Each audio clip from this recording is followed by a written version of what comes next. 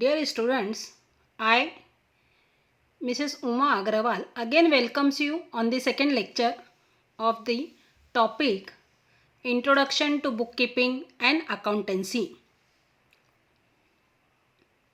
Dear students, in the last lecture we were introduced to the primary features of bookkeeping and accountancy. In this lecture we would go in some depth of accounting. We will now go to qualitative characteristics of accounting. While recording accounting information in the books of accounts, we need to observe 4 characteristics which are reflected in this slide. First one, reliability.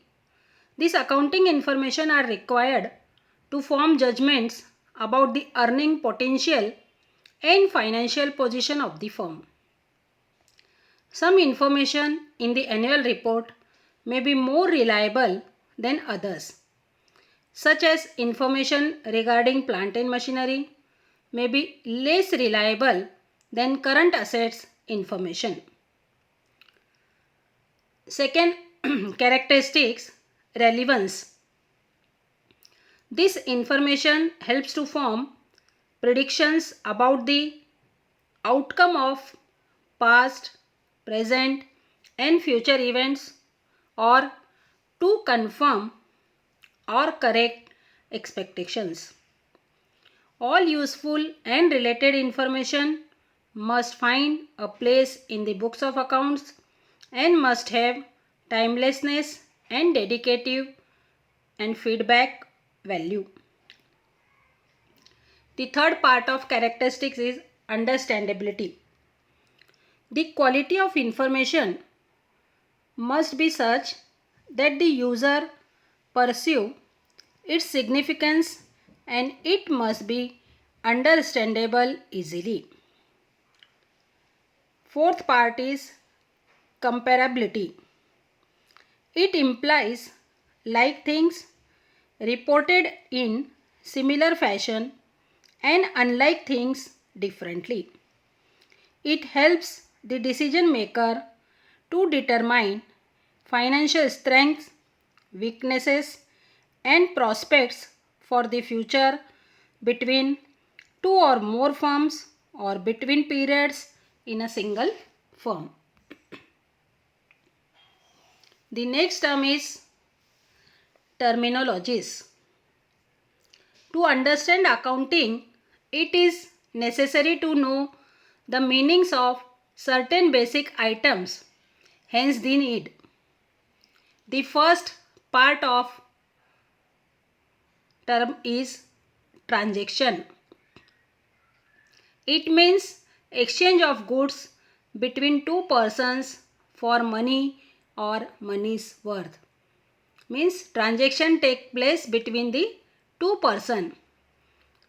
Two parties are essential in any type of transaction. One is the seller and another one is the purchaser. Transactions are of two types. First one, look at the slide that transactions are of two types, monetary transactions and non-monetary transactions. Monetary related with money and non-monetary is related with services only. Monetary transactions means cash and credit transactions and non-monetary transactions means the barter exchange, means the goods or things should be exchanged with another thing, that is called barter exchange. So monetary is related with money only. First, see the monetary transactions, which involves exchange of money or money's worth directly or indirectly. That is called monetary transactions. The first part of monetary transaction is cash transactions. Actual cash is paid or received immediately. That is known as cash transactions. Example, purchase of machinery for cash rupees 2 lakh and payment of wages at rupees 2000. Payment of wages at rupees 2000. Both the examples of cash transactions. And see the other example in your slide. Second part of transaction is credit transactions. Cash is not paid or received immediately but at a later date. Means after a month, after 15 days or the time which is given by the seller. That time the buyer should make the payment. That is called credit transactions. Later date means at the time of payment of given by the seller to the purchaser. That transaction is called credit transactions. For example, goods sold on credit to Mr. Karan at rupees 50,000 and sold furniture to Mr. Ram on credit at rupees 10,000. See the other examples in your slides. Non-monetary transactions or barter exchange. An exchange of one thing against another thing is called as barter exchange. Means transaction without money or money's worth.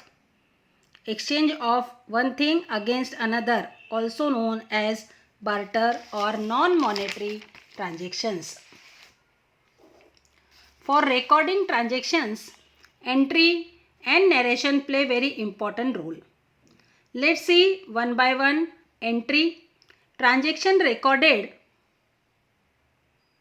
in the proper form or method is known as entry. The second part is narration. A brief explanation of the business transaction for which an entry is passed is called as narration, and it usually starts with this being. It always given in the bracket below the journal entry. Means narration is a brief explanation of any type of transaction which is mentioned at the below of the journal entry in the bracket, which mention it below the pass of journal entry in bracket below the journal entry, and which starts with being or for. The third part, the next term is goods. Goods means the term refer to merchandise, commodities, articles or things in which a trader trades. For example, medicines are goods for the chemist. Vegetables are goods for the vegetable vendor. These goods are also reflected in the slide.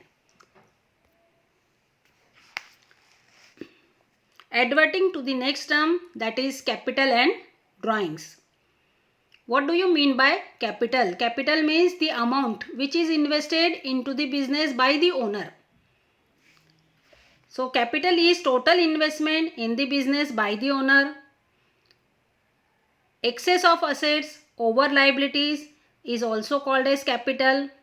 It can also be formulated as capital is equal to assets minus liabilities. This is called capital. What do you mean by drawings? Withdrawal of cash, assets or value of goods by the owner for personal use from the business is known as drawings. Means any type of cash or in kind which should be withdraws from the business for the personal purpose by the owner That term is known as drawings. For example, payment of personal mobile bills, medicines and college fees of son, etc. This is the example of the drawings. The next term is debtors. A debtor is a person who owes money to the business. A person who has to pay business for getting goods and services on credit is known as debtor. And what do you mean by creditor? A creditor is a person to whom the owner of the business owes money. Means a person to whom business has to pay to getting goods or services on credit is known as creditors. And the third term is bad debts. Bad debts means which amount is not recoverable in the future or which is not recovered in the future also. That is called bad debts. An irrecoverable amount from a debtor is known as bad debts. It is a revenue loss to the owner which is always reflects in profit and loss account debit side. This is always mentioned in debit side of profit and loss account which is treated as revenue loss.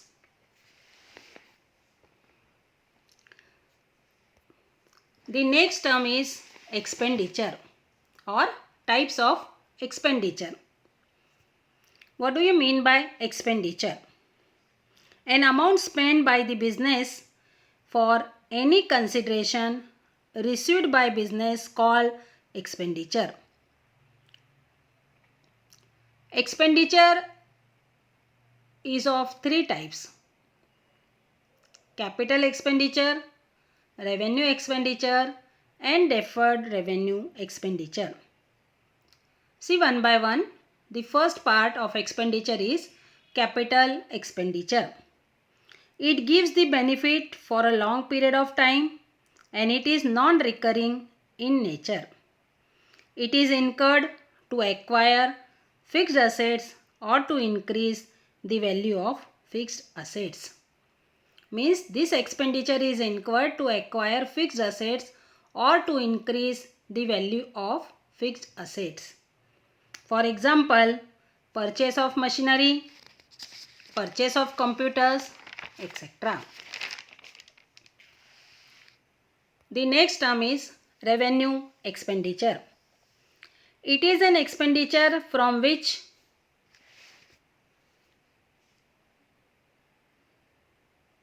no future benefit is expected, but having immediate or short-term benefit may be less than 1 year.